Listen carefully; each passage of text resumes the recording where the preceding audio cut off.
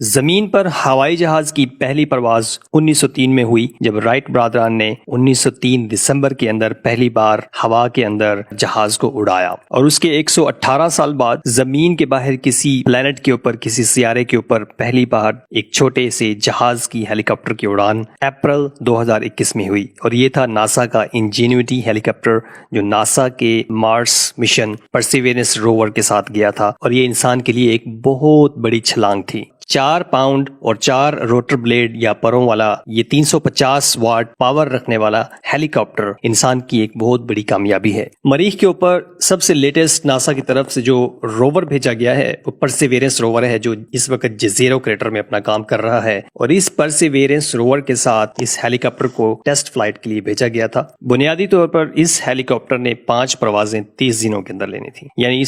اس ہیلی copter کے mission کا دورانیہ صرف 30 دن تھا، اور میکسیمم 5 فلائٹ اس کے مشن کا مقصد تھی۔ اس کا مشن بنیادی طور پر کسی دوسرے پلانٹ کے اوپر، کسی دوسرے پلانٹ کے ایٹماسفیئر کے اندر صرف یہ ٹیسٹ کرنا تھا کہ وہاں پہ ہم ہیلی کاپٹر یا اڑنے والی چیز کو کنٹرول کر سکتے ہیں کہ نہیں۔ مریخ کا ایٹماسفیئر یا اس کی فضا آپ جانتے ہیں انتہائی پتلی ہے، لطیف ہے۔ زمین کی فضا کی نسبت مریخ کا جو ایٹماسفیئر ہے وہ 1% بھی نہیں ہے اپنی ڈینسٹی، اپنی کثافت کے لحاظ سے، تو ایسے ماحول کے اندر ہیلی کاپٹر کو اڑانا انتہائی مشکل کام تھا۔ ایسی کم کثافت والے ماحول کے اندر ہیلی کاپٹر کو اڑانے کے لیے اس کے جو روٹر بلیڈز تھے اس کے RPM بہت زیادہ رکھے گئے، تقریباً 2400 سے 2900 RPM، اور اسی وزن کے ہیلی کاپٹر کو زمین پہ اڑانے کے لیے اس سے 10 گنا کم RPM یا ریوولوشنز پر منٹ چاہیے ہوتی ہیں۔ اور کیا آپ جانتے ہیں کہ اس ہیلی کاپٹر نے کتنی فلائٹس لیں؟ 5 نہیں بلکہ 72 فلائٹس لیں، اور 30 دن نہیں 3 سال تک یہ مشن چلا۔ تو 3 سال کے اندر 72 فلائٹس، 72 فلائٹس کے اندر 129 منٹ کی اس کے فلائنگ آورز ہیں،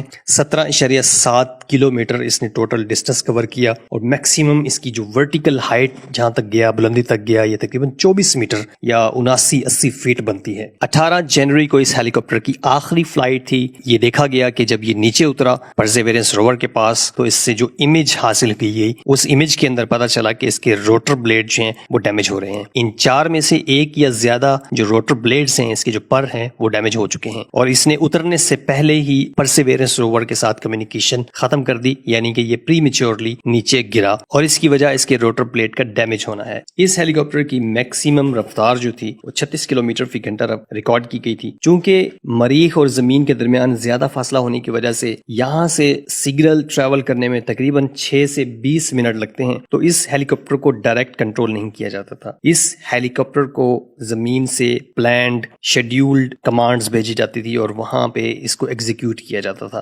مطلب یہ کمانڈز کے ذریعے آٹونومسلی، آٹومیٹکلی خود سے آپریٹ کرتا تھا ان کمانڈز کو دیکھتے ہوئے، اور وہاں سے ڈیٹا کلیکٹ کرتا تھا، واپس اپنی پرسیویرنس روور کے پاس آ کے لینڈ کرتا تھا۔ اس ہیلی کاپٹر کی ڈیولپمنٹ پر تقریباً $8 کروڑ خرچ آیا ہے، اور $50 لاکھ کے قریب اس کی آپریشنل کاسٹ تھی، مطلب 8 سے 9 کروڑ کے اندر 3 سال کے اندر اس ہیلی کاپٹر کے اوپر خرچہ آیا ہے، اور یہ اس کی ڈیولپمنٹ ٹیم ہے جو آپ دیکھ سکتے ہیں۔ مریخ کے اوپر مستقل ٹھکانہ بنانے اور انسانی آبادکاری کے لیے اس طرح کے انجینئرنگ پروجیکٹس کی کامیابی بہت کارآمد ثابت ہوگی۔ Thank you so much for watching. اللہ حافظ۔